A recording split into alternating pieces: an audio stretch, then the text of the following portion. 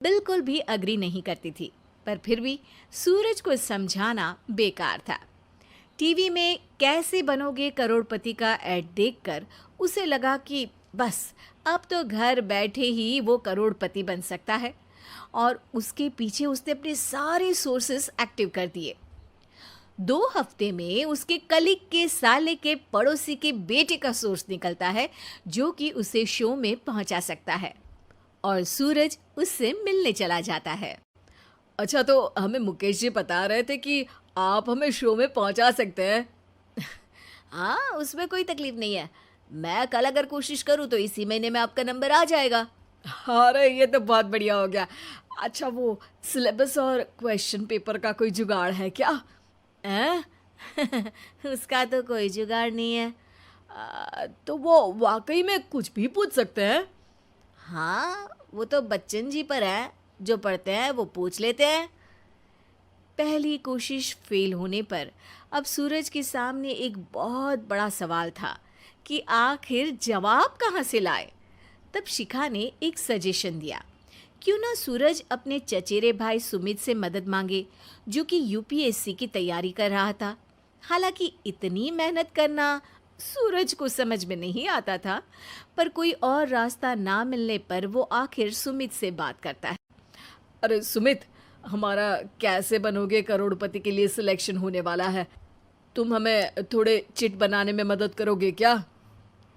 अरे भैया, चिट बनाए तो सालों हो गए, उसमें हमारा एक्सपर्टीज नहीं है। बल्कि आप बोलो तो हम आपकी पढ़ने में ज़रूर मदद कर सकते हैं। हट, कैसी अनाप शराब बातें कर रहा है तू। सूरज ने सुमित को मना तो कर दिया था, पर तैयारी करने के सिवाय कोई चारा उसे दिख भी नहीं रहा था।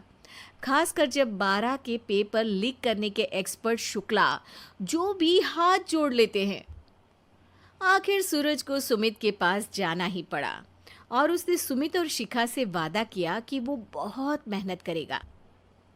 1 महीने की तैयारी के बाद फाइनल हुआ कि शो से 1 हफ्ते पहले एक ट्रायल खेला जाएगा, जहां पर सारे रिश्तेदार ऑडियंस की जगह पर होंगे और शिखा सवाल पूछेगी। दूर दराज से भी रिश्तेदार आकर हाजिर हो गए देखने कि आखिर कैसे बनेगा सुमित करोड़पति।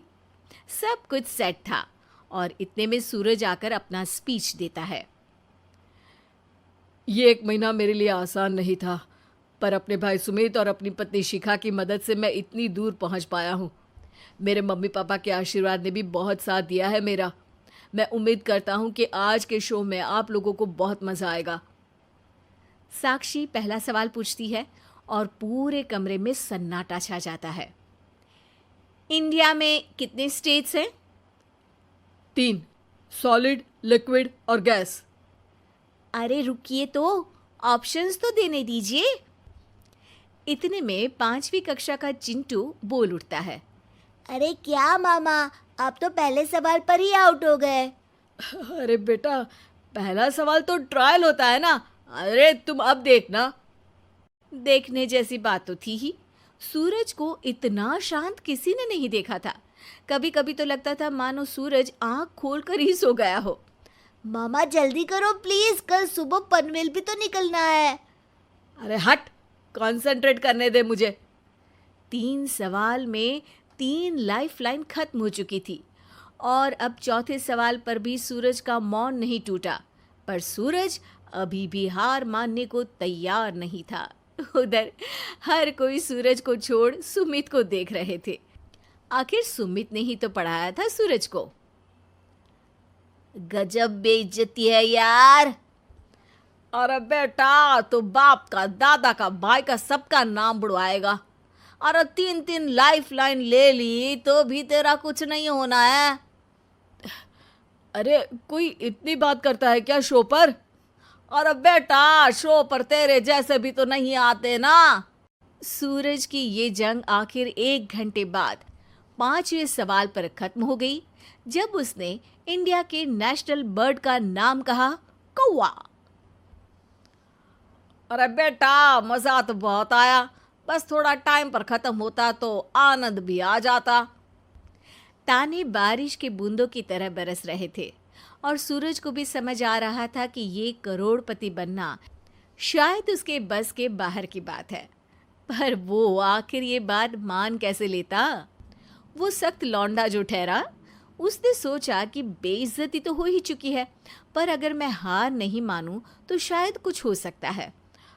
शिखा, तुम देखना, असली शो में आग लगा दूंगा, आग, करोड़पति बनूंगा मैं। हाँ, सब्जियां खत्म हो गई है घर पे, ले आओ। पहले पति बन जाओ, फिर करोड़पति बनना। अरे गजब बेइज्जती है यार। बेटा, अभी तो घर पर ही हुई है, 1 हफ्ते में तो तुम देश के सामने करवा कर आओगे। वैसे जब टीवी पर जाओ ना, तो बस अपने मम्मी का ही नाम लेना, ठीक है? कोई पूछे तो बोलना कि पापा नहीं है मेरे। अरे पढ़ाई की, पेपर निकलवाए, इतने सारे लोगों को खाना खिलवाया, क्या फ़र्क पड़ा? इसीलिए मैं कहता हूँ कि मेहनत तो गधा भी करता है, घर बैठे जो कमाए वही सिकंदर। लेकिन मामा, गधे भी जानते हैं कि हमारा राष्ट्रीय पक्षी मोर है।